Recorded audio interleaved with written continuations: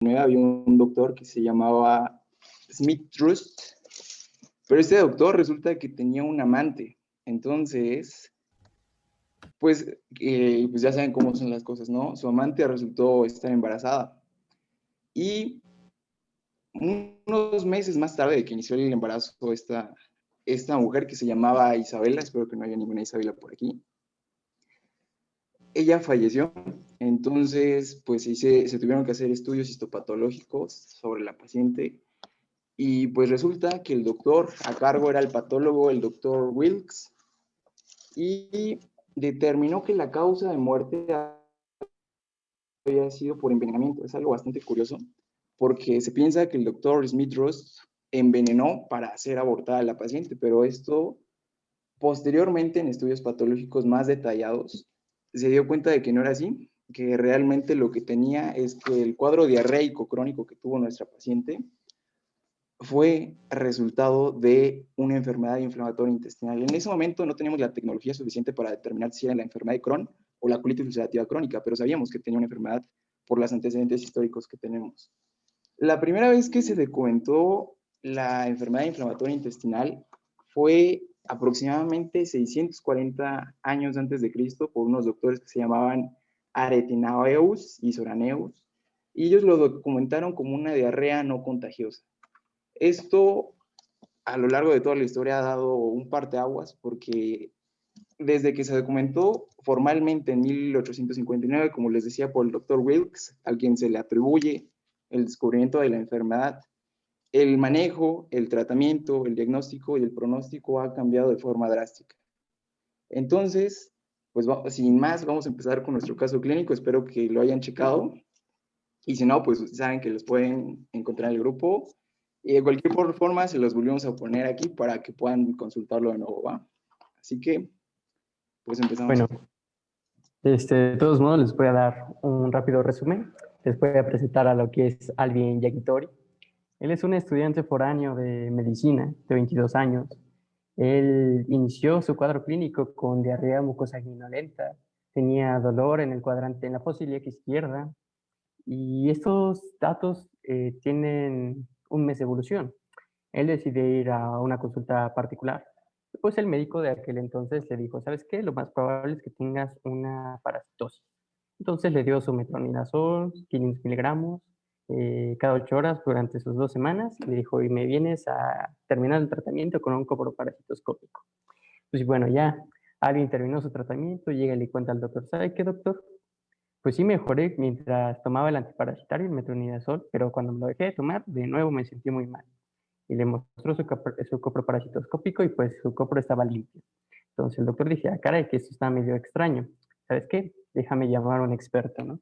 Entonces lo refiere con un especialista, con un gastroenterólogo. Entonces el gastroenterólogo es lo que nos cuenta aquí, que es un paciente que llega a consulta con 3 meses de evolución del cuadro, que refiere que ha perdido 5 kilos de peso corporal. En la anamnesis se encuentra dolor abdominal de tipo cólico en fosa ilíaca izquierda, de intensidad 9-10 en la escala análoga, sin irradiación, que disminuye con las deposiciones. Diarrea mucosanguinolenta de 7 deposiciones al día, de consistencia pastosa, acompañada de pujo y tenesmo rectal.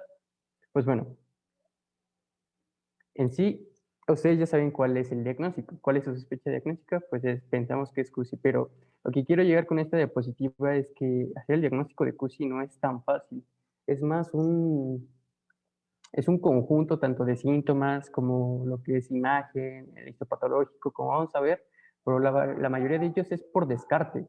Entonces, por ejemplo, vamos a ver lo que es la enfermedad diverticular. ¿Por qué no podría ser enfermedad diverticular? Pues bueno, para empezar, pues es un paciente joven, ¿no? Tiene 22 años, entonces la enfermedad diverticular, recordemos que es cuando la diverticulosis presenta signos y síntomas, entonces abunda lo que son en las personas de 62 años, ¿no? Ya personas más grandes. Además, pues para que nos dé diarrea, pues para empezar tendría que haberse complicado esa enfermedad diverticular o, por ejemplo, que se asocie a una colitis. Pero bueno, ahí quedó esa. Vamos a ver con cáncer de colon.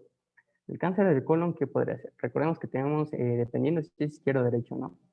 Por lo regular, el izquierdo ese correspondería más o menos en la localización que dice el paciente, ¿no? El dolor. Pero recordemos que el cáncer de colon principalmente sus síntomas son de obstrucción, entonces pues no tiene nada que ver con una diarrea. Además de que también se presentaría con síntomas B, ya sabemos, fiebre, diaforesis nocturna y pérdida de peso del 10 al 20%. Aquí pues solamente ha perdido que son 5 kilos, realmente no es una pérdida significante. Además de que aquí, si llegara a existir diarrea, por ejemplo, que se llega a asociar, porque no tendría que ser mucosanguinolenta, tendría que ser hematoquexia en dado caso. Ahora sí, con el caso de la amibiasis, que es lo que pensó el primer doctor, de hecho, pues es una buena opción diagnóstica, por así decirlo. ¿Por qué? Porque es un cuadro que nos puede llegar a dar disentería. Además de que el dolor abdominal, pues también es de tipo cólico, aunque a veces este se sitúa más en lo que es la fosa ilíaca derecha, como que simula una especie de apendicitis.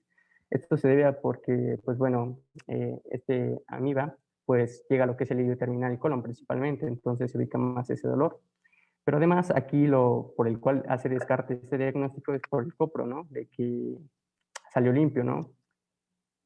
Y pues propiamente tenemos la enfermedad de Crohn y de Cusi, que son estas enfermedades inflamatorias intestinales. Si llegan a aparecer, sí, pero vamos a ver más adelante que tienen sus diferencias. Para empezar, la más grande, más significante es que la enfermedad de Crohn pues afecta todo el tracto gastrointestinal, ¿no? No se limita solamente al colon, perdón, como el CUSI. Pues bueno, entonces por ese motivo es que les menciono que no es tan fácil hacer un diagnóstico de CUSI, de colitis ulcerativa. Ahora, con base a la sospecha diagnóstica, ¿qué estudios de gabinete y de laboratorio solicitaríamos? Los escucho. ¿Ustedes qué creen? Pueden prender su micrófono, si quieren pueden poner las respuestas en el chat.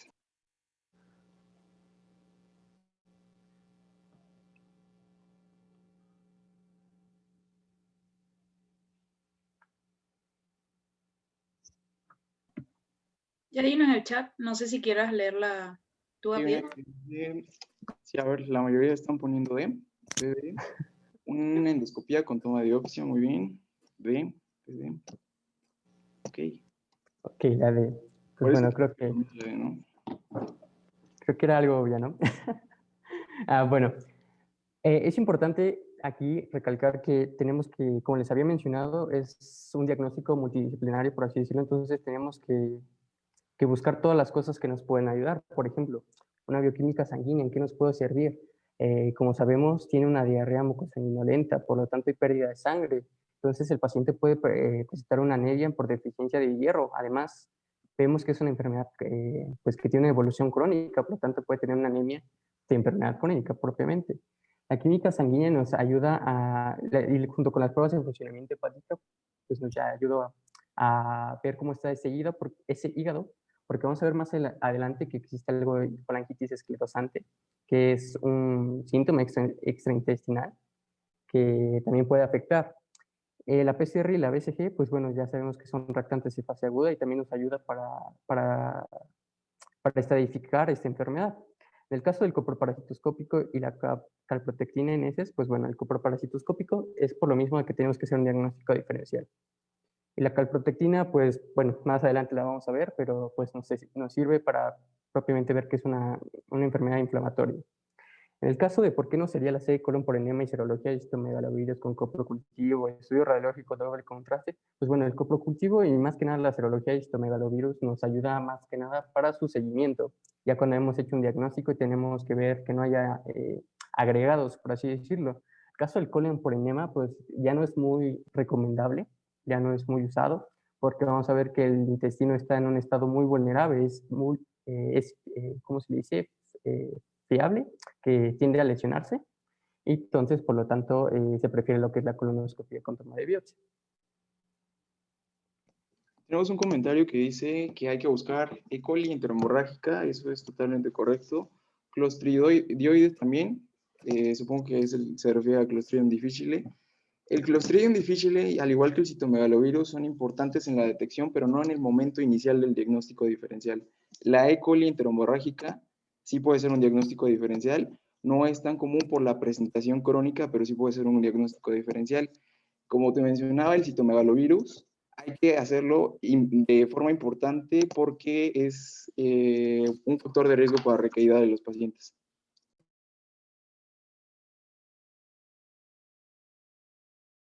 Sí, muy bien, clostridoides, excelente.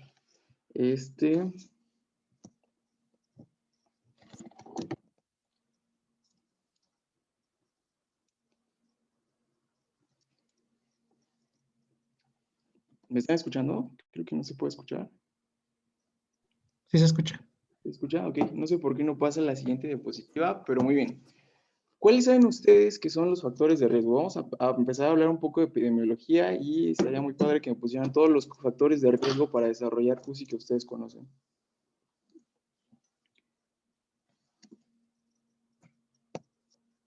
Genético, excelente.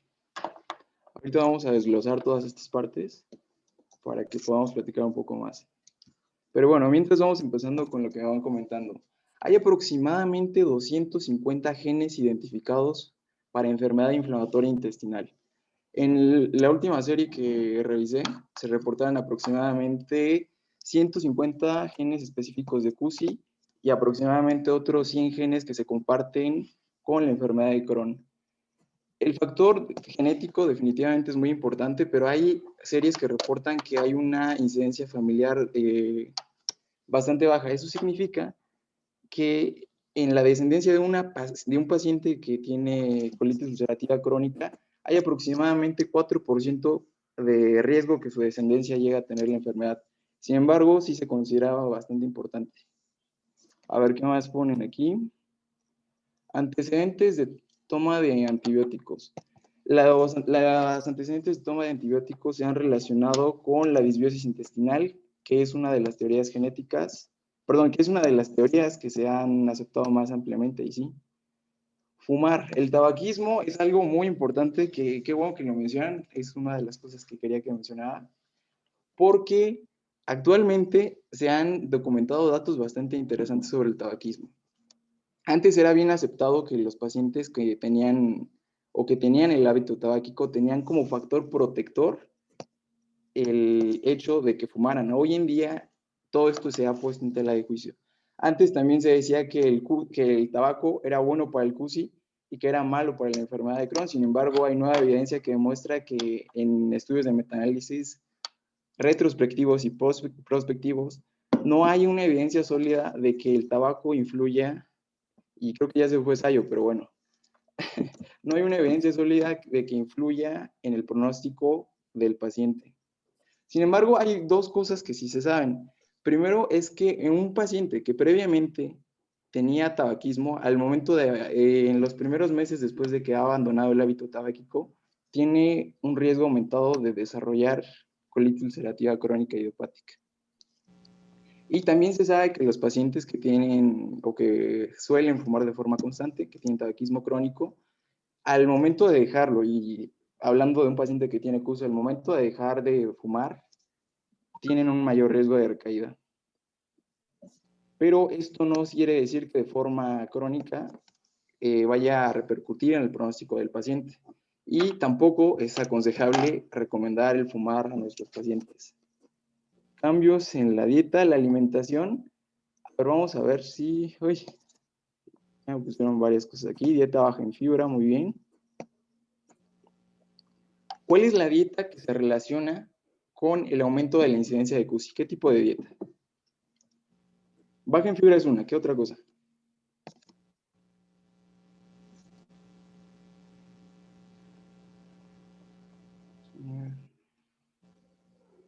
Lista de grasas, por ahí está. Alta en grasas, muy bien, dieta alta en grasas. ¿Qué más? El Helicobacter pylori. El Helicobacter pylori no está asociado a la enfermedad inflamatoria intestinal. Escasa en vegetales, abundante en frutas. Muy bien, toda esta dieta, podemos decir, nosotros podemos conjugarla en la dieta occidentalizada. Hay que decir que la colitis ulcerativa crónica es una enfermedad de la sociedad moderna. En los últimos 20 años en México se ha triplicado la incidencia. En los países que están en vías de desarrollo, la enfermedad se ha aumentado la incidencia de manera exponencial. Entonces, esto nos quiere decir que el desarrollo de una sociedad está íntimamente relacionado con la incidencia de las poblaciones. En los países altamente desarrollados parece que la incidencia ya está de forma más estable, está en una meseta. Y estos son los datos que nos orientan a pensar que tenemos, disculpen, que nos orientan a pensar que el desarrollo de una sociedad está muy bien relacionada con la aparición de la enfermedad. Muy bien, a ver qué más me ponen. Por ahí vi que decía AINES.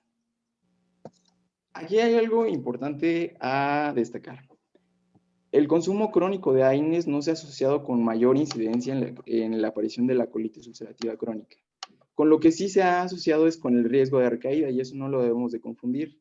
Hay algunos tipos de AINES de forma específica que se han asociado con el mayor riesgo de recaída. De todos los AINES que teníamos disponible, es el naproxeno el que se ha asociado con una mayor incidencia de recaída. El estrés, qué bueno que mencionas esto. En 1939, un psiquiatra que se llama Monroe, describió su teoría que se llama teoría de Monroe, donde relaciona al estrés con la disbiosis intestinal como el inicio de la patogénesis de la enfermedad. Es una enfermedad relacionada con la clase socioeconómica media alta, muy bien, y tiene que ver precisamente con el tipo de dieta que tienen estas pacientes y con el estilo de vida y como les mencionaba, con la dieta occidentalizada. A ver, ¿qué más? Escaso vegetales, déjenme ver si no se me fue nada, estrés, AINES. ¿Algo más? ¿Qué más se les ocurre?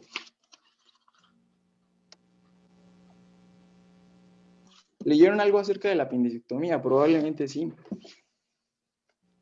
El apéndice tiene un papel importante en la enfermedad, pero hay que analizar los datos que se tienen sobre esto con bastante precaución. Un paciente que es apendicectomizado antes de los 20 años de edad tiene un menor riesgo de desarrollar enfermedad inflamatoria intestinal. Sin embargo, un paciente que ya tiene colitis ulcerativa crónica idiopática, al momento de realizarle una apendicectomía, empeora. Entonces, esto hay que analizarlo, estos datos se deben de analizar con bastante cuidado, pero sí, después de los 20 años, la apendicectomía profiláctica no tiene ninguna función. ¿Qué más? Muy bien, entonces vamos a hacerles una pregunta más. ¿En quién es más común, en hombres o en mujeres?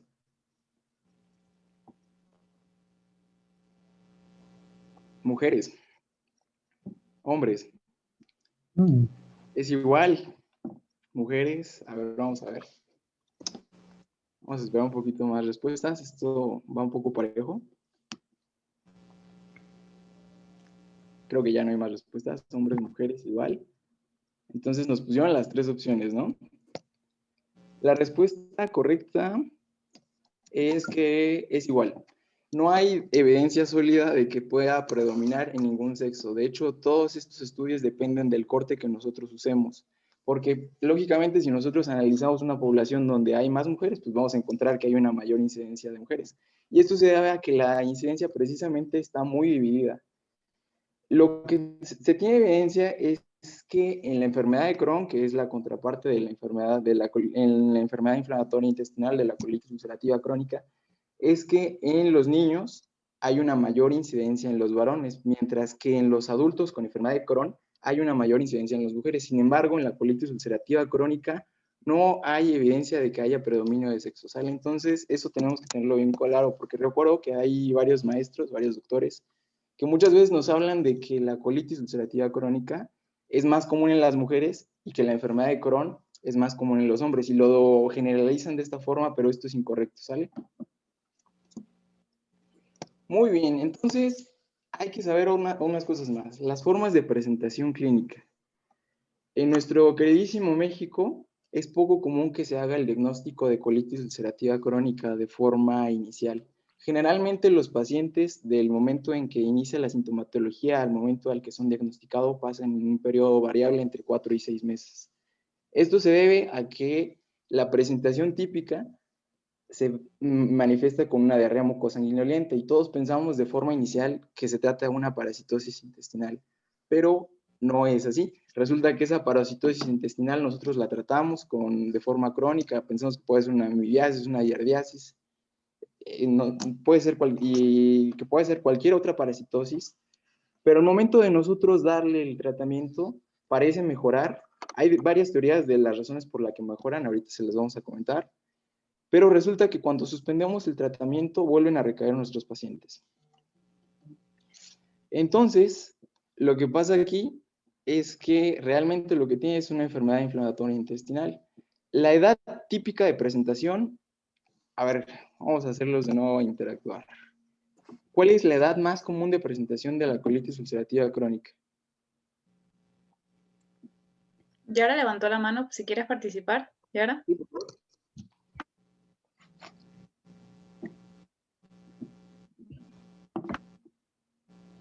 20 a 40 años, excelente. Jóvenes, 15 a 30 años. Ok. La respuesta más adecuada es 20 a 40 años. Aproximadamente el 40% de los casos diagnosticados de colitis ulcerativa crónica idiopática se diagnostican entre los 20 y 30 años. Y aproximadamente un 30% más se diagnostica de los 30 a los 40 años. Eso quiere decir que justamente, si no me equivoco, la mayoría de los integrantes de este grupo clínico tenemos aproximadamente esa edad, entonces estamos en la etapa de mayor riesgo de padecer esta enfermedad. Hay otro punto clínico descrito. Este punto clínico fue descrito por el doctor Bosques en un artículo de revisión que hace poco salió también, que nos describe un segundo pico de incidencia aproximadamente entre los 50 y los 60 años. Este pico de incidencia, este segundo pico de incidencia, generalmente se presenta no con la presentación clásica de diarrea crónica. Generalmente los pacientes que están en este segundo pico debutan con una complicación conocida como megacolon tóxico. Entonces esto es algo que también debemos de considerar porque esto es una urgencia médica que puede poner en riesgo la vida al paciente de forma inmediata. Muy bien, ahora sí la siguiente, por favor.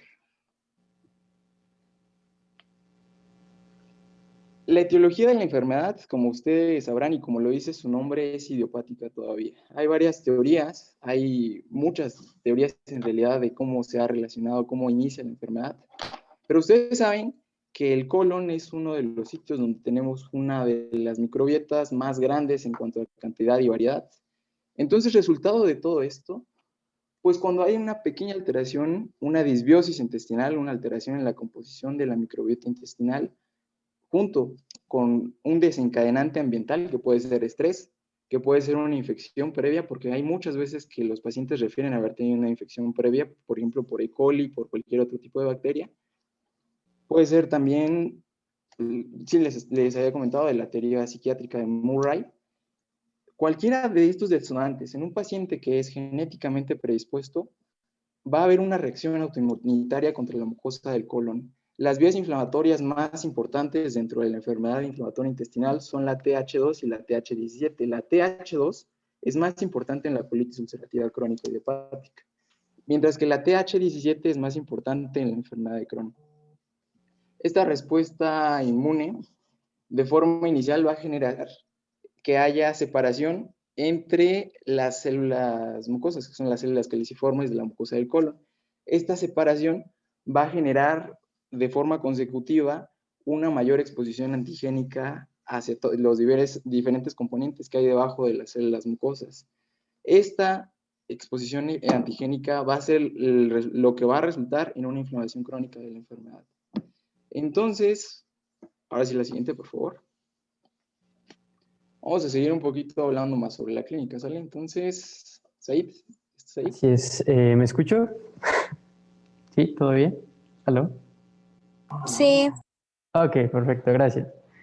Pues bueno, continuando con lo que es la clínica, pues vamos a presentar lo que es una clínica intestinal y otra que es extraintestinal, y también vamos a hablar propiamente de las diferencias con Crohn. Y yendo con la intestinal, pues las clásicas, las que manejan como tal, por así decirlo, como criterios clínicos, vamos a ver que es la diarrea mucosanguinolenta crónica, el dolor abdominal y lo que son, bueno, las exposiciones que son más de 7, perdón. Y lo que es que se acompaña con pujo y tenesmo. Además de todo esto, pues esto es importante. ¿Por qué se acompaña el pujo y tenesmo? Pues bueno, esto, otra de las diferencias, por ejemplo, que vamos a ver con Crohn, es que el pujoitenesmo se debe a que su sitio donde actúa el CUSI inicia desde el recto y es retrógrada. Entonces inicia desde el recto y va caminando por todo el colon y lo llega a ocupar completamente. En el caso de Crohn, pues sorprendentemente el recto es lo que respeta. Entonces este signo de pujoitenesmo es algo importante para una diferenciación entre uno y el otro. En el caso de la diarrea mucosanguinolenta, como ya lo mencionaba a piel, pues bueno, aquí tenemos una lesión hacia nuestra mucosa del colon. Entonces, si recordemos cuál es la función del colon, esta es la que absorbe agua, ¿no? Entonces, al estar dañada y al ver una respuesta inflamatoria, pues se genera esta diarrea. Simplemente no se absorbe el agua y propiamente por la lesión, que vamos a ver que incluso llegan a ver hasta úlceras e incluso perforaciones, pues es por el motivo en el que sangra.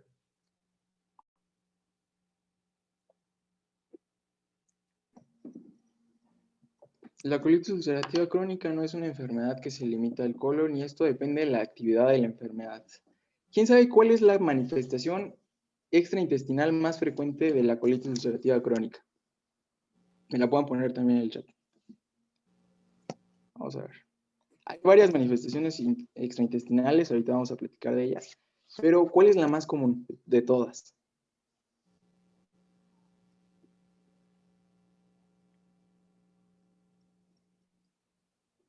Cutánea. No, no es la cutánea. La cutánea es la segunda más común. Artritis periférica. Excelente. Si ustedes recuerdan, en reumatología estudiamos algo que se llama espondiloartropatía asociada a la enfermedad inflamatoria intestinal. Y como todas las espondiloartropatías pueden tener predominio axial o predominio periférico. La espondiloartropatía asociada a la enfermedad inflamatoria intestinal tiende a tener un predominio periférico y es una articulación, perdón, es una enfermedad que afecta predominantemente a articulaciones grandes, especialmente a las rodillas. Y sí, muy bien, excelente, esa es la manifestación extraintestinal. Ahora, por aquí me mencionaban manifestaciones extraintestinales cutáneas. Entonces, a ver, ¿quién fue el que me mencionó? ¿Cuáles son las manifestaciones extraintestinales cutáneas que tenemos en el CUSI? Qué bueno que sí estudiaron, me da gusto. ¿Cuáles? Eritema nodoso y pioderma gangrenoso. Excelente respuesta, pero hay que dejar un poquito más claro algo. El pioderma gangrenoso es la manifestación cutánea más común del CUSI, pero el eritema nodoso es de la manifestación cutánea más común de la enfermedad de Crohn. Pero si alguna vez les llegan a preguntar cuál es la manifestación cutánea más específica de la enfermedad inflamatoria intestinal, es la quelitis granulomatosa. Así que sí, es una complicación y es la manifestación cutánea más común. ¿Qué otras manifestaciones cutáneas podemos tener? No, perdón, ¿en qué otros sitios podemos tener manifestaciones extraintestinales? Hay uno que sería la tercera más común. Vamos a ver.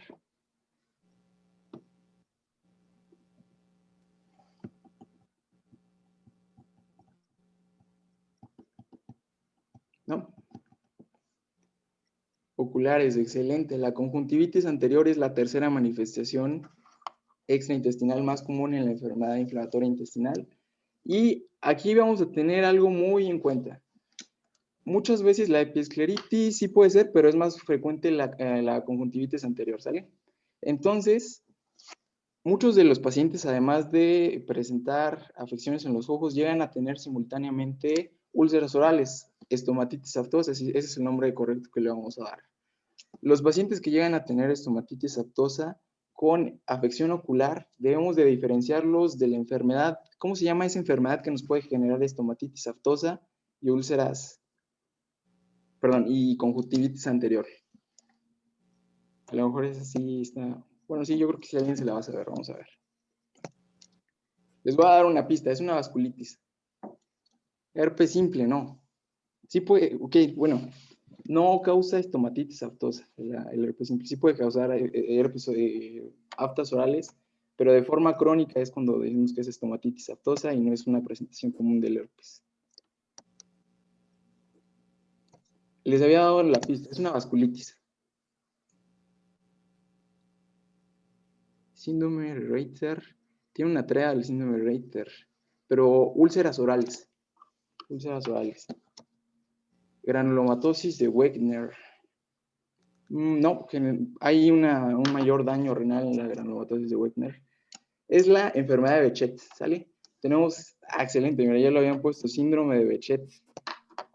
Muy bien, entonces debemos de diferenciar a los pacientes que presentan úlceras orales y conjuntivitis anterior. Pocas veces, pero puede ser la presentación inicial de la colitis ulcerativa crónica y idiopática. Entonces, este es un diagnóstico diferencial importante que tenemos que hacer con la enfermedad de Behçet. Excelente. Vamos a ver. ¿Said, sigues ahí? Sí, continuando con haciendo un pequeño resumen de todas las diferencias que hemos visto entre CUSI y Crohn, pues bueno, ya vimos que son ambas enfermedades inflamatorias intestinales.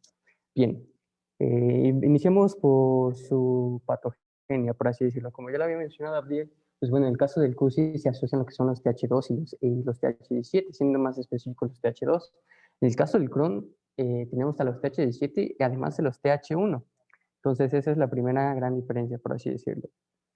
Ahora, la gran diferencia en el sentido clínico es de que el Crohn afecta a cualquier parte del tracto gastrointestinal. Ya les había dicho, exceptuando el recto, no es muy común. Entonces, por lo tanto, vamos a tener desde datos bucales, por ejemplo, vamos a tener aftas, como ya lo había mencionado bien. También en el caso del esófago vamos a poder tener odinofagia, disfagia, dificultad para tragar. Y algo también importante es con respecto a la diarrea. En el caso del Crohn, muy rara vez se acompaña de sangre, por lo regular es una diarrea acuosa. Además de que esta se acompaña con un síndrome de mala absorción. Por ejemplo, vamos a tener lo que es desnutrición, vamos a tener esteatorrea, va a haber deficiencia de vitamina B12.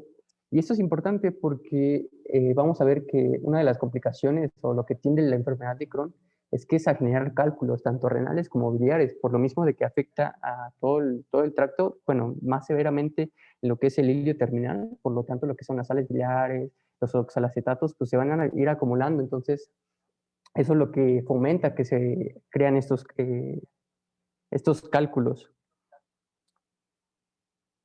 Algo también, bueno, esa es una de las grandes diferencias.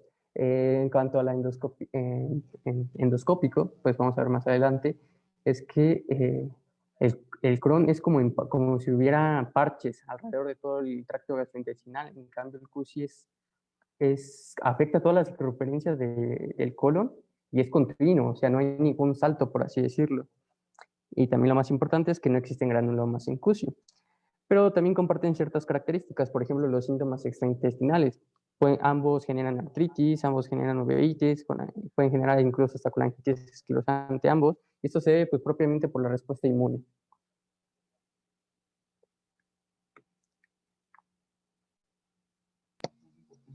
Es importante entonces saber que el diagnóstico del CUSI, como alguna vez se los mencionaron ya en esta presentación, no es un diagnóstico que podamos hacer con un solo parámetro. Muchas veces en los exámenes nos llegan a hacer una pregunta muy tramposa donde nos pregunta cuál es el gold standard para el diagnóstico de la colitis ulcerativa crónica idiopática. Y a veces le ponen que es la biopsia, bueno, sí, el estudio histopatológico, pero esta respuesta es incorrecta. El diagnóstico de CUSI, como lo marcan todas las guías internacionales, las guías europeas, el consenso mexicano, debe de hacerse de forma integral integrando 4 parámetros: el laboratorio, el endoscópico, el histopatológico, juntamente con la clínica. En el laboratorio, los hallazgos que vamos a encontrar de forma frecuente es, en primer lugar, la anemia. Recordemos que nuestro paciente está sangrando. Entonces, esta hemorragia puede causarnos una anemia ferropénica, que sería microcítica, microcrómica, o a la larga puede generarnos una anemia de la enfermedad inflamatoria crónica, que sería una anemia normo-normo, también puede ser microcítica. En algunas ocasiones puede ser una anemia de tipo mixta, entonces hay que tener cuidado también con estas situaciones. Es muy común que los pacientes que tienen de forma crónica inflamación presenten eosinofilia. Algunos otros datos que podemos encontrar es la leucocitosis. De hecho, la leucocitosis es uno de los parámetros que incluyen casi la mayoría de las escalas de valoración de la enfermedad para que nosotros podamos identificar el grado de actividad de la enfermedad. La trombocitosis puede ser otro hallazgo inespecífico, pero también frecuente en nuestros estudios. Generalmente, pues como es una enfermedad autoinmune, pues vamos a encontrar los reactantes de fase aguda elevados, vamos a encontrar las pruebas de función hepática alteradas. ¿Quién sabe por qué es importante revisar las pruebas de función hepática en este grupo de pacientes? Vamos a ver. De nuevo es pregunta.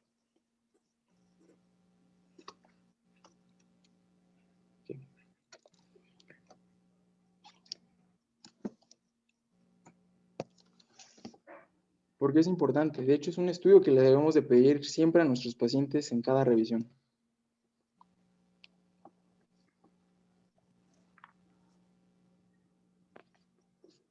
¿No? Vamos, yo sé que ustedes sí pueden.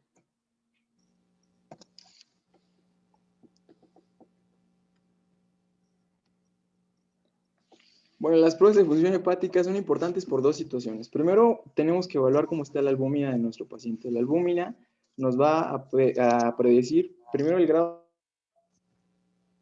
de actividad y el estado nutricional del paciente. En segundo lugar, es importante ver cómo están las transaminasas, porque en la inflamación del colon pueden haber también elevación de la TGT, perdón, de la TGO. Y también es importante porque la enfermedad en aproximadamente entre el 3 y el 6% de los casos se asocia con colangitis esclerosante. Entonces tenemos que evaluar la función hepática de nuestros pacientes también, ¿va? ¿Ahí? Lo siento. En el caso del endoscopio con el imagenológico, pues bueno, aquí ya lo habíamos visto que era... Me apaga uno de los micrófonos. Lo siento. Bueno, como habíamos visto, era una endoscopía. Aquí se prefiere una sigmoidoscopía retrógrada o puede ser una colonoscopía completa, ¿no? Con una canulación de lo que es la válvula ileocecal. ¿Qué datos vamos a observar aquí? Pues bueno, principalmente lo que les había mencionado que vamos a, bueno, aquí se ve, es que vamos a encontrar un intestino inflamado. Vamos a ver que tiene como si fuera un efecto de lija mojada, por así lo menciona, que rodea toda la circunferencia del colon y que es continuo. Como ya les había mencionado, no es en parches como es en el caso del colon. Aquí es continuo. Puede estar solamente en lo que es el sigmoides, el colon descendente, lo que es el colon transverso, o afectar absolutamente todo el colon. En el caso de más avanzados vamos a encontrar lo que son úlceras. Estas pueden ser profundas o superficiales. También se acompañan de eritema y lo que es la pérdida del patrón vascular. Entonces, ahí es lo que tenemos nuestros datos de endoscopía. Ahora, aquí vamos a tomar una biopsia. ¿Alguien sabe más o menos cómo se debe de tomar la biopsia en estos pacientes?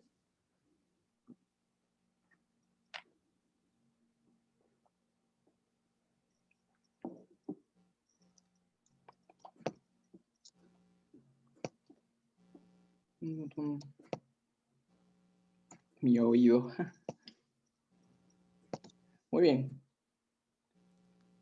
Ahí ya se me...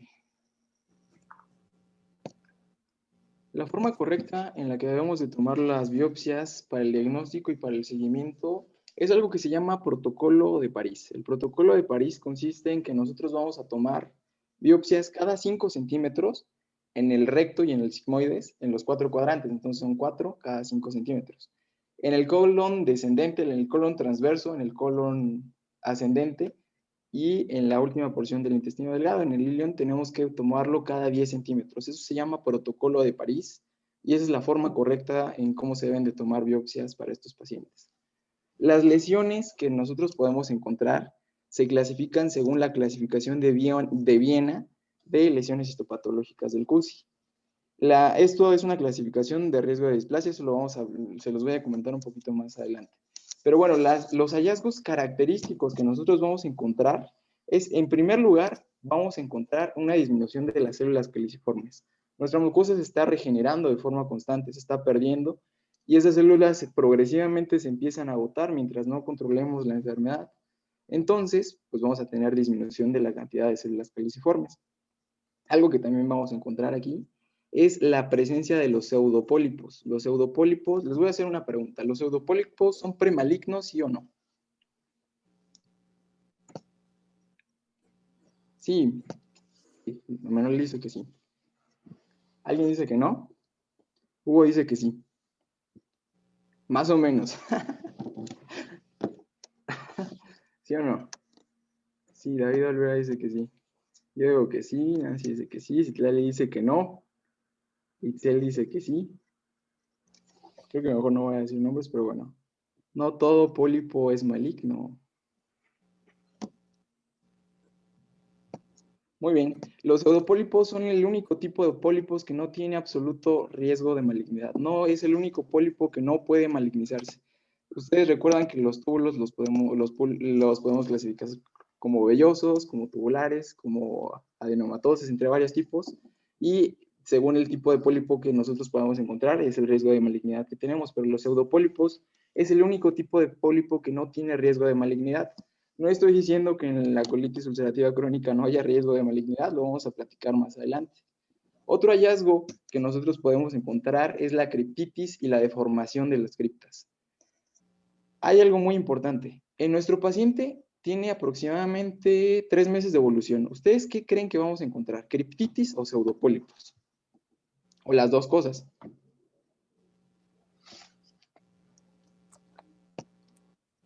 Criptitis, muy bien. Criptitis, criptitis. ¿Por qué no pseudopólipos?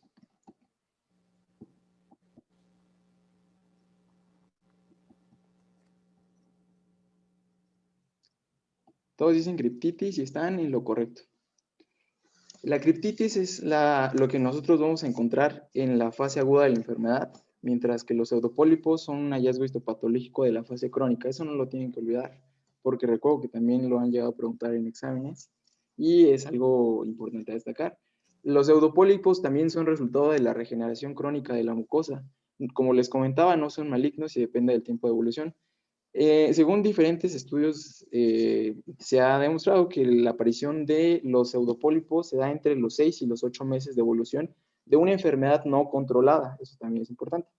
Mientras que la criptitis se puede presentar en cualquier momento de la evolución del paciente. Y nuestro paciente tiene 3 meses de evolución, Alvin Yakitori. Entonces, vamos a empezar ahora sí con el caso clínico. ¿Pseudopólipos se pueden convertir en pólipos? No.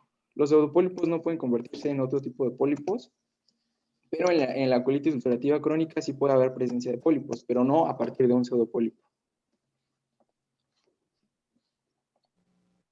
Vale. Pasar al, bueno, recalcar, ahorita que me acordaste de los pseudopólipos, como habías mencionado que es un hallazgo crónico, pero además de los pseudopólipos, es que nuestro intestino, o sea, las secreciones y el intestino puede ser tan grave que las austras se llegan a perder. Entonces, esto, por ejemplo, en lo que sería en una radiografía, veríamos completa, o un colon por enema, por ejemplo, que ya no está tan indicado, podríamos ver como si nuestro colon fuera, le llaman tubo de plomero, o sea, completamente liso. Hay una pérdida completa de estas austras. También es importante recalcar que en el caso de que sea una colitis agresiva, que sea muy severa, o que sea una de sus complicaciones, la endoscopía está contraindicada. En su defecto se prefiere tomar una radiografía tanto de abdomen como de tórax, en el caso de que exista perforación. Y ahora sí.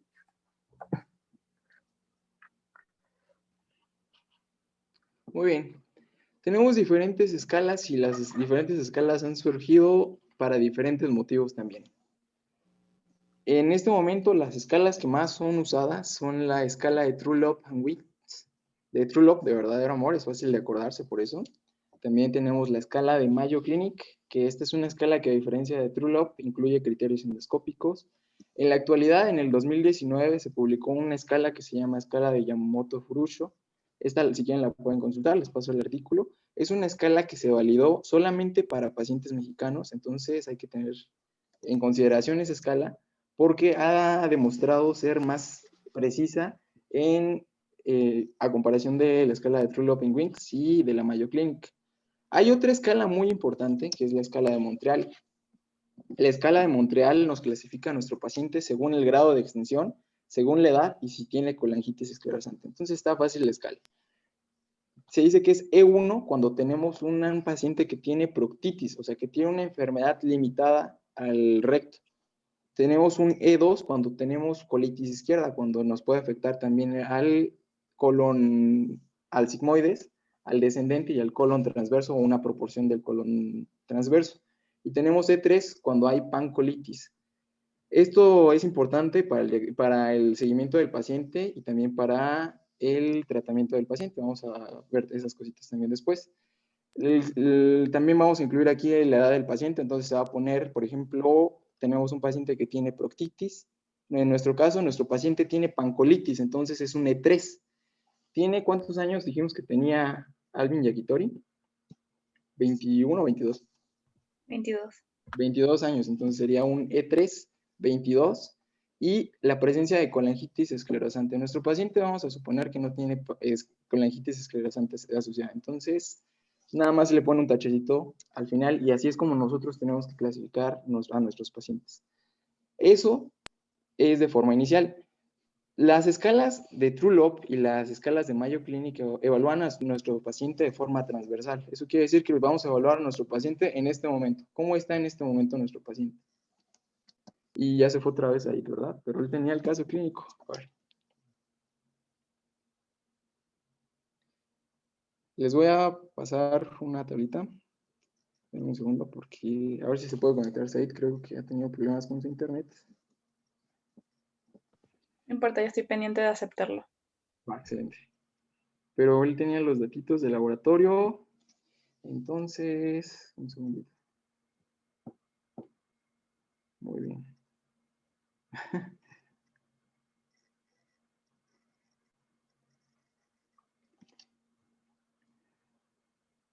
Es tardecita ya.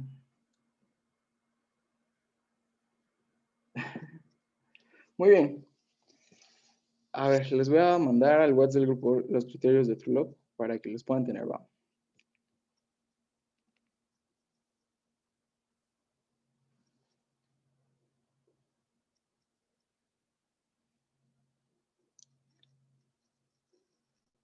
Muy bien, les acabo de enviar un documento, ¿va? Para que podamos hacer esto de todas formas interactivo. Quiero que se fijen en los que dicen criterios de True-Love and Weights modificados. Nuestro paciente tiene 7 deposiciones al día. ¿Sale? ¿Cuántos puntos llevamos? Vamos a ir sumándole, ¿va?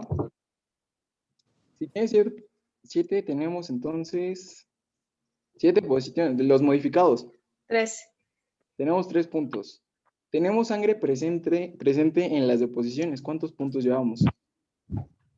A ver, que alguien lo vaya poniendo, ¿va? Esa misma. 3, ¿no? Tenemos otros 3 puntos entonces, ¿no? Tenemos que nuestro paciente tiene una hemoglobina de 11. ¿Cuánto tenemos? Ya regresó Said. 2 puntos más. Vamos a sumarle 2 puntos. Tenemos una albúmina de 32. ¿Cuántos puntos le vamos a sumar? O de 3.2, pues depende de cómo nos lo reporten, ¿no? Ya van 8. Muy bien. O sea, con la albúmina. Ya con la Estamos albúmina. con la hemoglobina. Ahora con la albúmina. Ahora con la albúmina. Tenemos albúmina de 32. Son 2 puntos más, ¿no? ¿O no? Sí. Tenemos fiebre de 38. ¿Cuántos puntos llevamos? 12. Llevamos 12 puntos. Tenemos taquicardia. Tenemos 103 de frecuencia. 15. Vamos a hacer. ¿Qué andas haciendo, Said? Lo siento, problemas técnicos. Velocidad de sedimentación globular de 20. Vamos a echarle 17. ¿no? Tenemos leucocitos de 8. 18. Muy bien, 18. Tenemos un potasio de 4. 21, ¿no? Muy bien, entonces, ¿qué tiene nuestro paciente? ¿Cuánto estaba el potasio? Tenía 4, ¿no? Sí, 4. Sí, 4. 4, no, entonces sería nada más 19. Tenemos 19 puntos. No, sí. A ver, aguanta ya.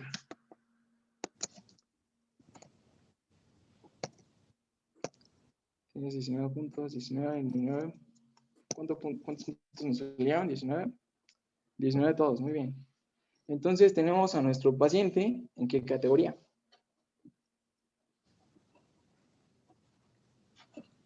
Brote moderado. Tenemos un brote moderado de actividad, excelente. Ok, ahora abarcando lo que son las complicaciones. Bueno, más adelante vamos a ver qué sigue con el tratamiento de este paciente en su brote moderado. Pero hablando de las complicaciones, tenemos agudas y crónicas. Siendo las agudas lo que es la anemia, el riesgo elevado de hemorragia, lo que es la colitis fulminante, que esto se define como un sangrado continuo y con deposiciones mayores de 10 en lo que es del día. Lo que es un megacolon tóxico, que es la dilatación cólica total o segmentaria mayor de 6 centímetros en ausencia de obstrucción. Ya lo había mencionado Abriel, colangitis esclerosante, y lo que es la colangitis esclerosante, el pioderma gangrenoso y la espondiloartropatía. Estos son complicaciones, pero también puede ser la primera manifestación que puede presentar el paciente. Y entonces pueden ser complicaciones tanto agudas como crónicas. En el caso de las crónicas, vamos a ver que lo más importante es que tiene un aumento de riesgo para el cáncer colorectal. Este riesgo es mucho más elevado en CUSI comparado con Crohn. Entonces, bueno, ya les mencioné que es un factor de riesgo para el desarrollo de cáncer colorectal, pero ¿cuál de los siguientes ustedes creen que es el más importante? Digo, no es el más importante o no es un factor de riesgo. Sale, quiero escucharlos. Es que me ayudas con el chat porque no lo puedo ver. Sí, te ayudo con el chat, no hay falla.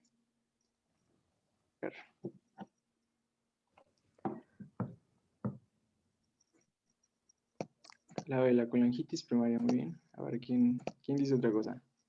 B. B, antecedentes hereditarios. B.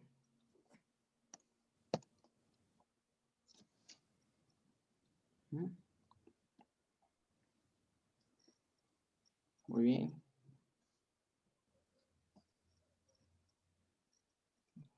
Bueno, parece que la mayoría está poniendo B y están en lo correcto.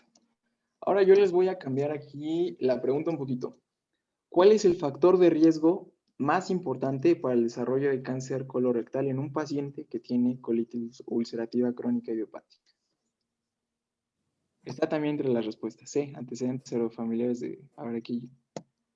C. Ok, a ver.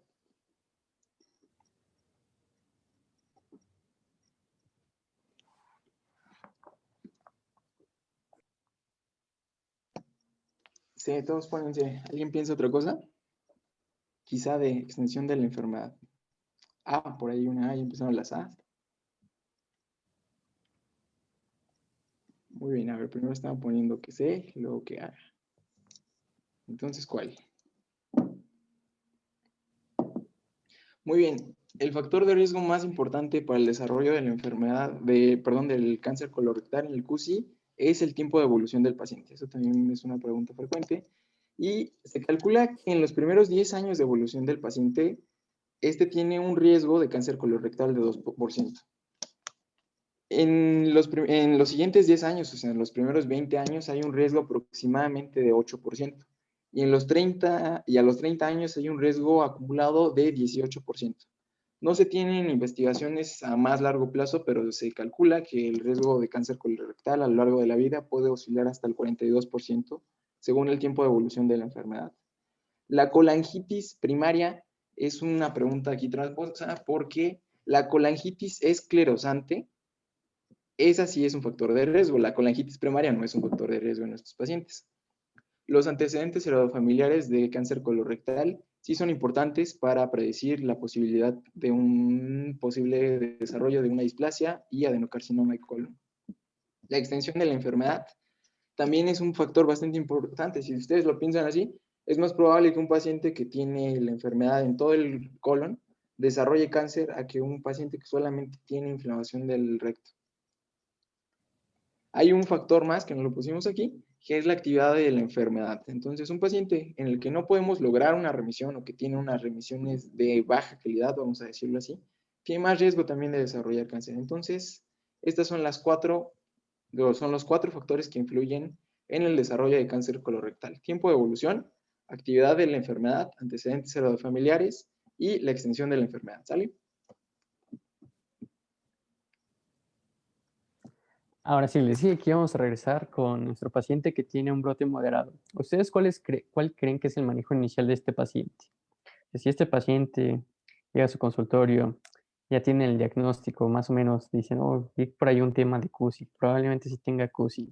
¿Qué le daría? Aquí las respuestas, pues realmente, pues todas se hacen, pero ¿cuál es la mejor opción, por así decirlo?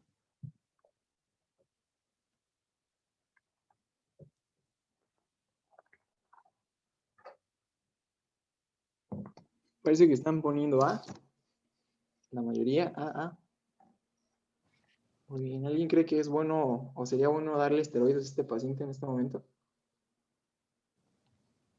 No. ¿Por qué no? Podría ser una buena opción. Le Pero damos bueno, MAP de una vez, como ven. terapia biológica, ¿cómo no? Pues bueno, como tienen razón, lo primero que tenemos que hacer es iniciar con 5-ASA, los aminosalicilatos o para los compas mesalazina, y tenemos que referirlo a segundo nivel porque estos pacientes deben tratarse. Referir a cirugía para colectomía radical, pues bueno, eso ya es algo extremo, pero es importante porque alrededor del 15 al 30% de los pacientes que tienen CUSI van a terminar con una cirugía, probablemente. Entonces, también es importante. Iniciar con esteroides para reducir remisión, pues vamos a ver más adelante que esto depende, o sea, sí se puede dar, se da para su remisión, pero vamos a ir por niveles, vamos a ir por escalones. Entonces, también. Y lo que es el infliximab y el inmunomodulador, pues ya propiamente son para aquellos pacientes que son refractarios a nuestra primera línea de abordaje.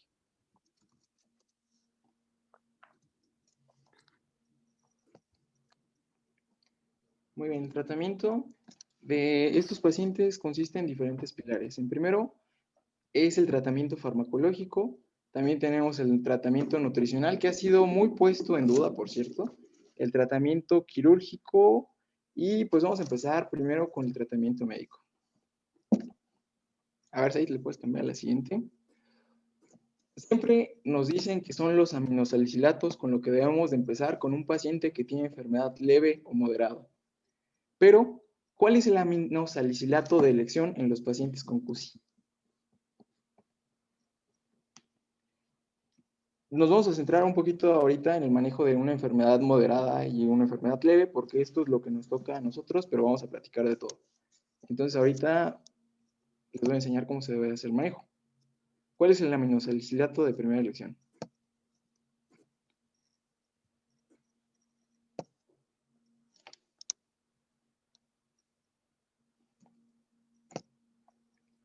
Sulfasalacina, mesalacina. ¿Ok? Son dos aminosalicilatos, ¿no? ¿Quién dice que sulfasalacina y quién dice que mesalacina? A ver, pongan. Mesalacina. Mesalacina, sulfasalacina. Mesalacina, mesalacina. ¿Por qué la sulfasalacina no?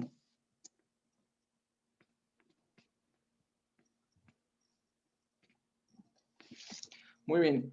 El tratamiento de primera línea son los aminosalicilatos y el aminosalicilato, que también le dicen 5-ASA, de primera elección es la mesalacina. Miren, hay algo bastante importante. Antes se usaba bastante la sulfasalacina, sin embargo, es un medicamento bastante tóxico, es un medicamento que tiene efectos adversos de diferentes formas y que en la actualidad solamente cuando se trata de primera intención, aproximadamente un 35 a 45% de los pacientes dejan el tratamiento por efectos adversos. La mesalacina, en su contraparte, tiene muy pocos efectos adversos, tiene seguridad a largo plazo, además de que es dentro de los aminosalicilatos el que ha demostrado tener un mayor, digamos que factor, que tiene menor riesgo, que hace que nuestro paciente tenga menor riesgo de desarrollar una displasia de colon. Entonces es bastante importante. Por aquí me ponen que también se puede usar infliximab como biológico. Ahorita vamos a discutir eso y cuándo es el momento para dar infliximab. Esto es lo que ustedes deben de saber. Esto es el manejo inicial de un paciente con CUSI. Lo que ustedes deben de hacer es que si nosotros tenemos un paciente que tiene una enfermedad leve o moderada, nosotros debemos de iniciar el tratamiento en primer nivel e inmediatamente debemos de referir a segundo o tercer nivel de atención. Si nosotros tenemos a un paciente con actividad grave de la enfermedad, tenemos que referir a urgencias a este paciente. No tenemos que quedárnoslos, no tenemos que iniciar el manejo nosotros. Debemos de enviar directamente a urgencias a nuestro paciente. Pero si tenemos a un paciente que nos llega con una actividad moderada o leve según la clasificación de Trulop and Weeks o la Mayo Clinic, debemos de iniciar mesalazina. La mesalazina tiene un índice terapéutico, según las compañías farmacológicas, de 1.5 gramos a 4.5 gramos. Sin embargo, todas las guías que no recomiendan el uso de 1.5 gramos porque este se asocia con una tasa de recaída superior al 80%. En cambio, el tratamiento con 2 gramos de mesalazina ha demostrado tener una tasa de recaída inferior al 15%. Son 500 miligramos que pueden hacer una diferencia muy importante en nuestros pacientes. Entonces, vamos a dejar que el índice terapéutico de nuestros pacientes va a ser de 2 gramos a 4.5 gramos. Las presentaciones que tenemos en el mercado, tenemos el más común, es algo que se llama Salofalc. El Salofalc viene de 250 miligramos y 500 miligramos en tabletas de liberación prolongada, y también tenemos en la presentación para presentación tópica en supositorios rectales. Y tenemos otro medicamento más, otra forma de presentación que se llama Ateca, con K, Ateca, y ese viene de 1.2 gramos. Es exactamente lo mismo, tiene el mismo componente activo. Entre los dos no hay ninguna diferencia en los resultados del tratamiento. Hay un fármaco más, hay una presentación más que se llama Pentasa, pero este fármaco es bastante difícil de encontrar en México. Entonces, nosotros de forma inicial, en un paciente que tiene una enfermedad moderada, debemos de dar entre 2 y 4.5. Se recomienda que un paciente que está más moderado que leve, debemos de ir con 4.5, y un paciente que está en una enfermedad más leve que moderada, debemos de iniciar con 3 gramos de mesalazina. Entonces, por ejemplo, si tenemos un paciente que nos llega con actividad leve, debemos de darle 3 gramos. Esos 3 gramos vienen en tabletas de 500 miligramos, entonces eso quiere decir que el paciente se va a tomar, ¿cuántas tabletitas al día? Se va a tomar 6 tabletitas al día. Se lo podemos dejar 2, 2, 2 a cada 8 horas, entonces 1 gramo en la mañana, 1 gramo en la comida y 1 gramo cuando se va a dormir. No importa si se los toma antes o después de los alimentos porque es de liberación prolongada. Entonces, bueno, también hay estudios que dicen que realmente no hay diferencia si se los damos todo de una toma, entonces también pueden hacer eso ustedes, se lo pueden dejar los 3 gramos de un jalón en el momento que el paciente quiera, pero esto debemos de evaluarlo según qué tan disciplinado sea nuestro paciente. Si nosotros pensamos que va a ser disciplinado y si se va a tomar sus medicamentos cada 8 horas, pues se lo dejamos así.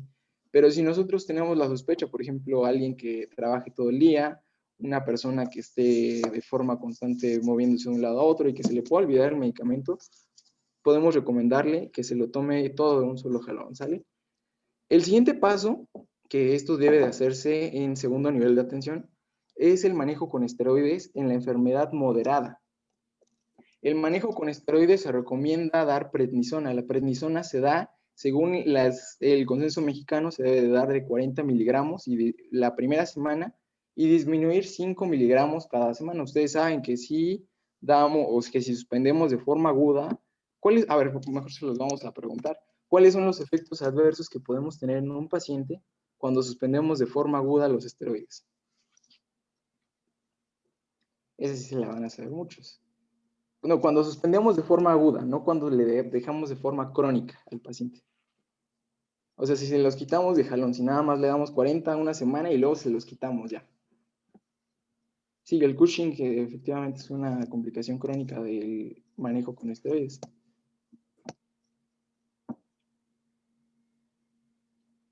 Pero de forma aguda.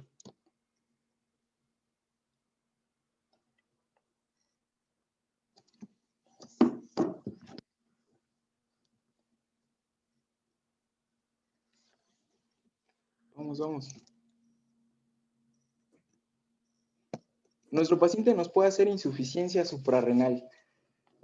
Los esteroides suprimen la adrenocorticotropina hipofisiaria. Cuando nosotros hacemos esto, pues todas las hormonas hipofisiarias por algo tienen el nombre de tropina y es porque le dan trofismo a las glándulas. Si nosotros le suspendemos de forma aguda, nuestra glándula ya va a estar y con un trofismo disminuido, entonces vamos a tener una insuficiencia suprarrenal aguda, además de que tenemos un mayor riesgo de recaída de nuestro paciente. Muy bien, si ya no funcionaron los esteroides, si ya no funcionó primero la mesalazina, si no funcionaron los esteroides, entonces tenemos que recurrir a otro grupo de medicamentos que se llaman tiopurinas. Aquí el que es de elección es la azathioprina, que se dosifica de 2 miligramos por kilogramo, pero todo esto ya se hace en segundo nivel de atención, nada más quiero aclararles esto, pero se los voy a comentar. Si no responde nuestro paciente en un periodo de 2 meses según las guías europeas, o vemos un empeoramiento clínico, eso según el consenso mexicano, esto es una indicación para el manejo con medicamentos biológicos. Ahora, si nuestro paciente tampoco nos responde a medicamentos biológicos y tampoco o llega con una enfermedad aguda, grave, que no podemos controlar y ya le dimos también y ya intentamos la inducción con medicamentos biológicos y con esteroides y no nos responde, entonces, es entonces cuando pasamos al tratamiento quirúrgico. Ahora sí. Ok. Como ya les había mencionado hace un momento, alrededor del 15 al 25% de los pacientes pues va a necesitar una cirugía en lo que es a lo largo de su enfermedad. Pero vamos a ver que tenemos dos criterios, por así decirlo, lo que es la cirugía de urgencia y la cirugía selectiva. En el caso de las de urgencia, ya lo había mencionado Abdiel, es cuando tenemos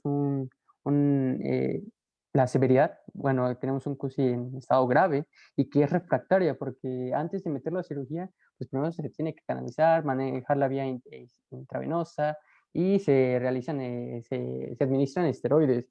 Si esto a los 48 horas no mejora, pues ahora sí se plantea lo que es la cirugía. Y también tenemos lo que son sus complicaciones, como es el megacolon tóxico, que ya se los había dicho, pero hay algo más importante sobre el megacolon tóxico. ¿Por qué es tóxico? ¿A qué se debe este síndrome de respuesta inflamatoria sistémica? ¿Alguien me podría recordar cuáles son los puntos que abarca este síndrome?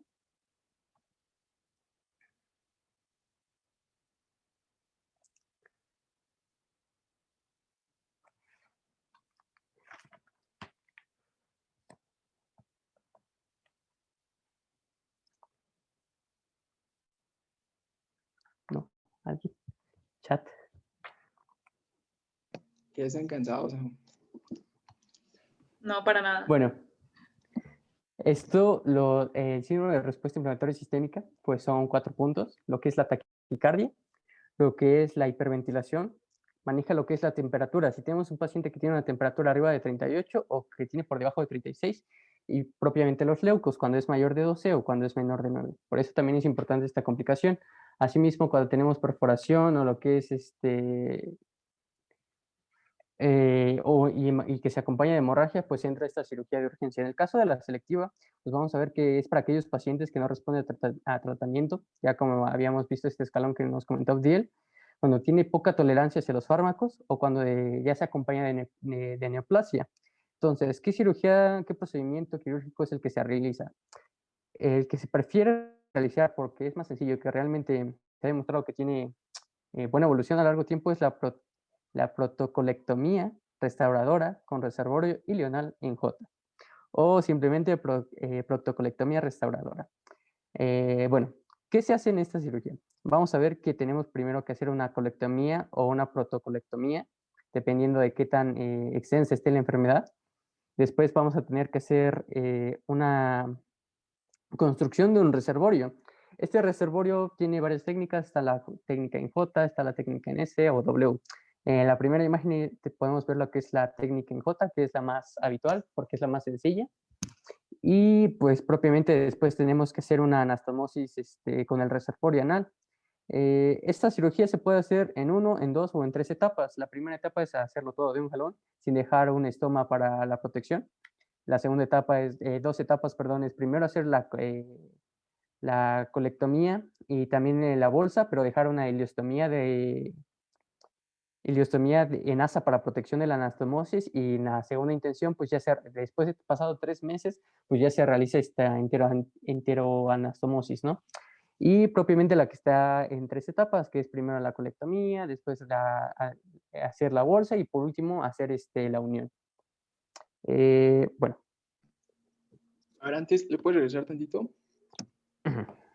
Hay una complicación aquí, porque nosotros podríamos pensar que, ¿por qué no le quitamos el colon a todos los pacientes, no? Como alguna vez escuché que le dijeron precisamente en esta situación, pues muerto el perro ya no hay rabia, ¿no? Si le quitamos el colon a un paciente con CUSI, es curativo.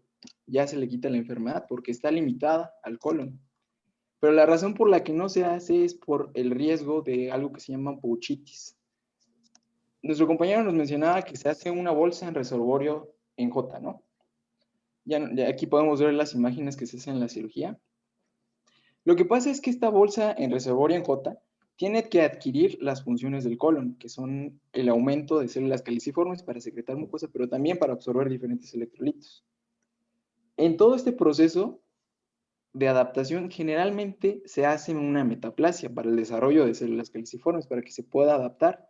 Pero a veces en este proceso metaplásico hay inflamación. Esta complicación se llama pouchitis. A veces la pouchitis se manifiesta de la misma forma que la colitis ulcerativa crónica, con los mismos síntomas que la colitis ulcerativa crónica. Esta es la razón por la que tenemos que evaluar de forma muy cuidadosa a nuestros pacientes a los que les vamos a hacer una colectomía total. Hay una forma de evaluar esto y es a través de los anticuerpos anti-ANCA. Esos anticuerpos anti-ANCA, ¿alguien sabe para qué más ocupamos esos anticuerpos anti-ANCA? ¿Se acuerdan de reumatología? ¿En qué nos sirven los ANCA? Ahora vamos a ver. Para el síndrome antifosfolípido, sí. Sí presenta anti-ANCA, pero no es específico del síndrome antifosfolípido. Hay un grupo entero de enfermedades dentro de las vasculitis. Si ustedes se acuerdan, nosotros podemos clasificar a nuestros pacientes con vasculitis como ANCA positivos o ANCA negativos. Esto es bastante inespecífico entonces. Pero en los pacientes con colitis ulcerativa crónica, el ANCA es importante, sí, el Wegner, sí, muy bien. El ANCA nos permite determinar el riesgo de pouchitis de un paciente. Históricamente, antes, aproximadamente hace unos 20 años, lo que muchos doctores hacían para diferenciar el CUSI del Crohn es que pedían ANCA y otros anticuerpos que se llaman ASCA, anti-ASCA.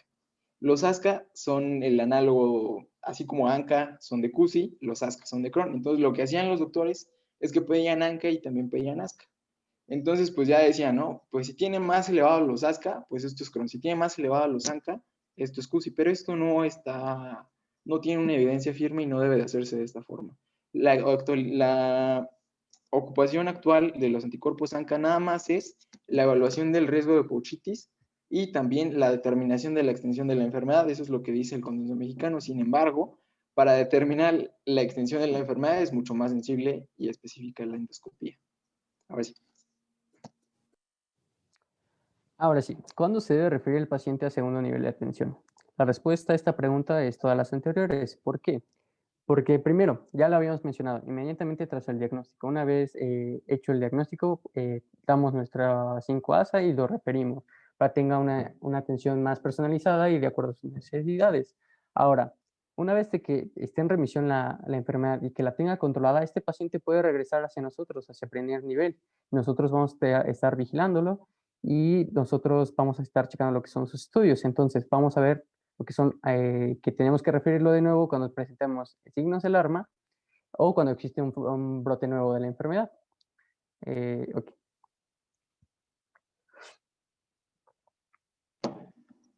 Pues ya vimos qué estudios le tenemos que pedir, ¿no? A nuestros pacientes tenemos que entonces protocolizarlos con estudios de base y con estudios endoscópicos. Ya vimos cómo debemos de tratar. Pero una vez que nosotros ya tenemos hecho el diagnóstico, nosotros tenemos que revisar periódicamente a nuestro paciente.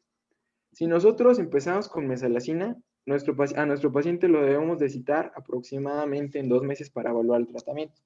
Si a nuestros pacientes les iniciamos esteroides, debemos de evaluarlo en 2 semanas, ¿sale? Y los estudios que le vamos a pedir a estos pacientes siempre que los revisemos son, en primer lugar, un coproparasitoscópico, un coprocultivo, porque pueden tener también un estudio de citomegalovirus, porque pueden ser causas de recaída. También tenemos que pedirle y tenemos que buscar intencionadamente clostridoides Y aquí hay algo muy importante, la calprotectina. Ahorita vamos a comentar más de la calprotectina. A nuestros pacientes también tenemos que pedirles una biometría hemática para ver si no tienen anemia. El PCR y BCG, que ya quedamos que según los criterios de TrueLove son muy buenos para determinar el grado de enfermedad actual. Y les había comentado también de la importancia de pedirles pruebas de función hepática. Estos son estudios que no se les debe de olvidar. El tamizaje de la actividad, el control de peso es muy importante para el tamizaje del cáncer de colon y también de la actividad de la enfermedad, así como del estado nutricional de nuestros pacientes. Según las guías europeas del 2016 nos dicen que nuestro paciente cuando pierde del 10 al 15% en un periodo de 6 meses debemos de sospechar que tiene cáncer de colon, ¿sale? Eso es bastante importante porque eso junto con una clínica sugerente pues seguramente va a hacernos el diagnóstico obviamente corroborado por los estudios histopatológicos.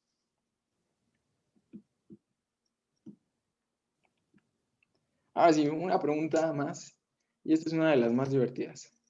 ¿Cuál es el estudio que nos ayuda a identificar el riesgo de recaída?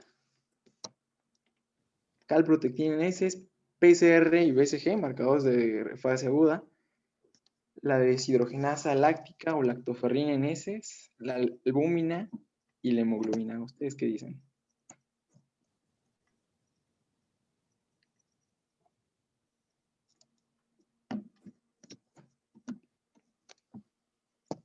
¿Cuál será la buena? ¿Cuál será la que nos puede evaluar más el riesgo de recaída de un paciente?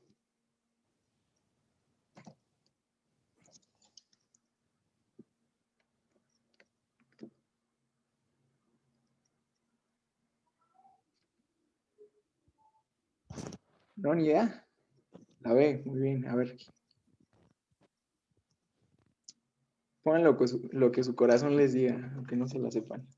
La prueba de COVID. La B. Sí.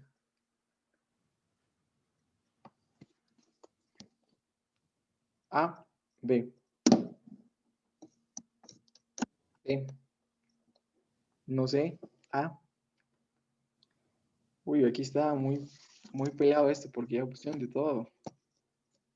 A, B, B. La D, la hemoglobina y la albúmina. El corazón dice muchas cosas. Pues sí, ¿verdad? Pero bueno.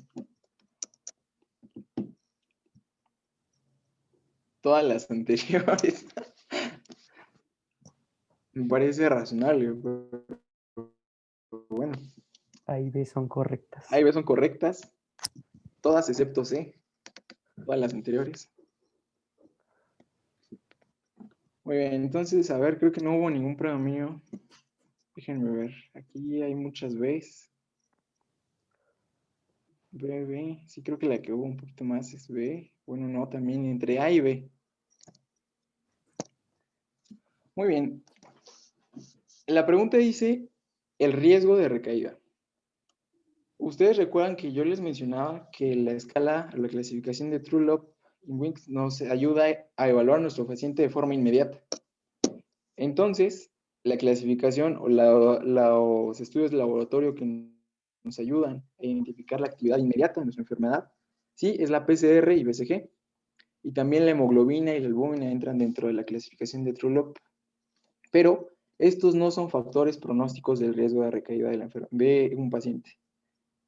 Esto nos evalúa al paciente en ese mismo momento, pero no quiere decir que si tenemos alteraciones en estos parámetros, nuestro paciente en un mes va a estar bien o va a recaer. La DHL y la lactoferrina, estos son marcadores muy importantes para el tamizaje en varias enfermedades, por ejemplo, en el cáncer de testículo, la actividad de la DHL incluso nos ayuda a ver el tratamiento. La lactoferrina en heces sí nos ayuda a evaluar la recaída de un paciente que tiene colitis ulcerativa crónica. Sin embargo, el mejor estudio para evaluar el riesgo de recaída de un paciente es la calprotectina en heces.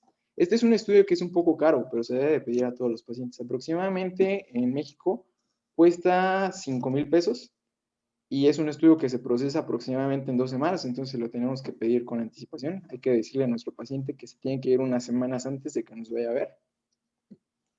Pero este es el mejor estudio para predecir el riesgo de recaída. Los niveles normales en una persona sana de calprotectina es de menos de 30. una persona que tiene una remisión con colitis ulcerativa crónica tiene un rango entre 30 y 200. Un paciente que tiene más de 200 de calprotectina tiene una enfermedad activa. La calprotectina, además de evaluarnos la enfermedad en estado agudo, es el mejor predictor que tenemos de la colitis ulcerativa crónica para recaídas. ¿Alguien se sabe cuáles son los factores de riesgo de recaída de CUSI? ¿Qué creen que ustedes que nos pueda hacer recaer a un paciente que tiene CUSI? La respuesta es bastante chistosa, pero quiero ver qué piensan. Igual lo que diga su corazón, aunque el corazón diga muchas cosas.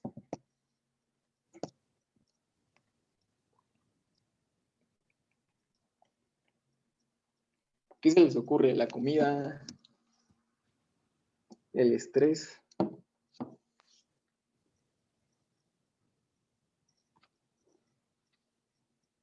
Falta de apego a la dieta. No comentamos mucho de la dieta, pero bueno, al final les voy a hacer un comentario sobre eso. ¿De qué le deben de recomendar a sus pacientes sobre la dieta?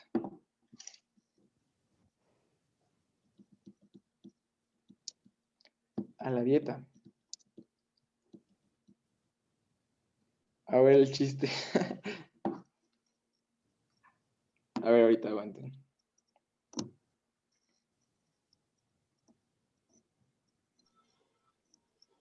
Lo mismo que provocó la enfermedad en primer lugar. Que no entienda, pues. Infecciones, sí. Las infecciones, sí. Muy bien. ¿Infecciones por qué? ¿Por qué bacterias? ¿O por qué virus? Ya las hemos comentado.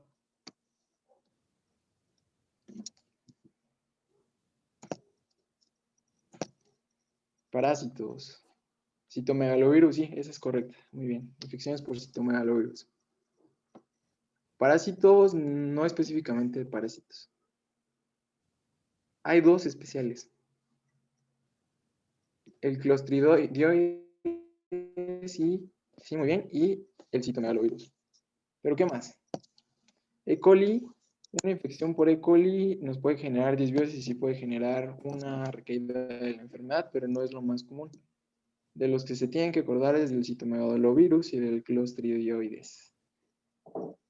El estrés psicosocial es otro factor de riesgo asociado, pero este no lo marcan todas las guías, en realidad solamente lo marca el consenso mexicano, pero no hay ninguna otra guía, no hay ningún artículo de revisión que hable sobre el estrés psicosocial.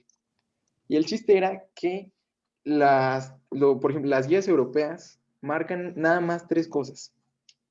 La falta de apego al medicamento, que eso es algo pues bastante razonable, ¿no? No se toma su medicina, pues va a recaer. La otra es las infecciones. Y la tercera causa que nos marca es el ser soltero. Una persona que tiene colitis ulcerativa crónica y es soltero tiene 3 veces más riesgo de recaer que una persona que no es soltera. O sea, con soltero me refiero a una relación de pareja. Pues sí, ¿no? Y esos son los factores de riesgo, ¿va? La comida, la dieta baja en fibra sí se ha relacionado con el riesgo de recaída, pero realmente no hay mucha evidencia tampoco al respecto y es un área de investigación actual. Entonces, pues ya saben, hay que recomendarle a los pacientes que tengan pareja. Sí, no, qué chistoso, ese era el chiste. Ahora sí.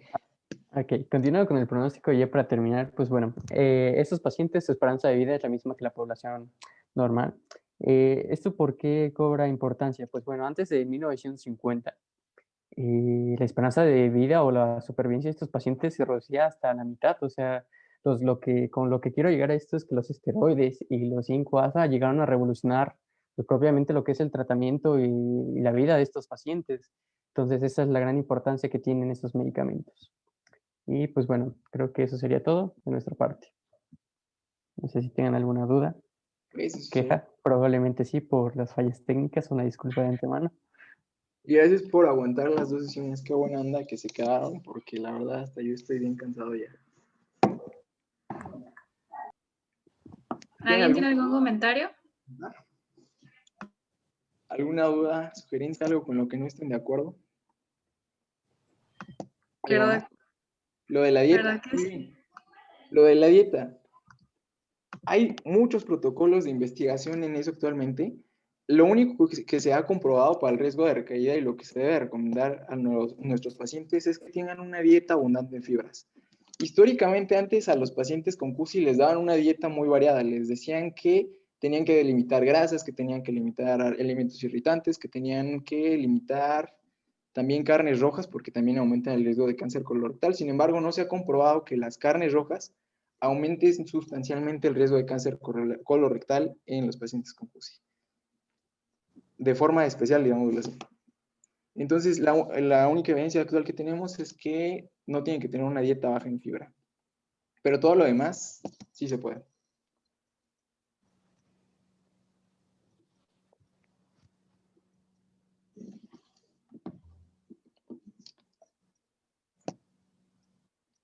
Muy bien.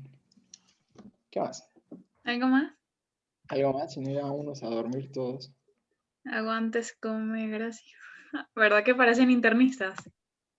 Ya me quiero ir a dormir, ya es bien tarde por ahí. Sí, ya sé, güey. Ya te voy a A dormir. mimir, ¿no? ¿Algo más? más? A mimir. Muy bien. Pueden prender su camarita. Nada más para tomar una foto. Rapidito.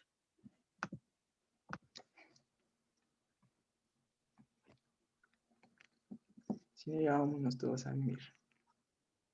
Qué lindos.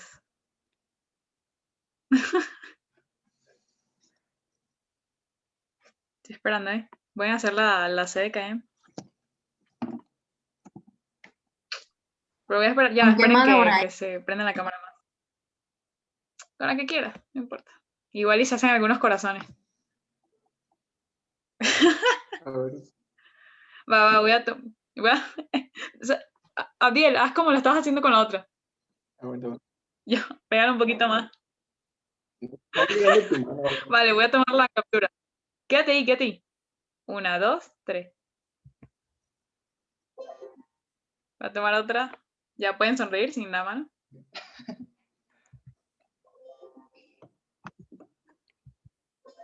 Bueno. Pues eso sería todo por el día de hoy.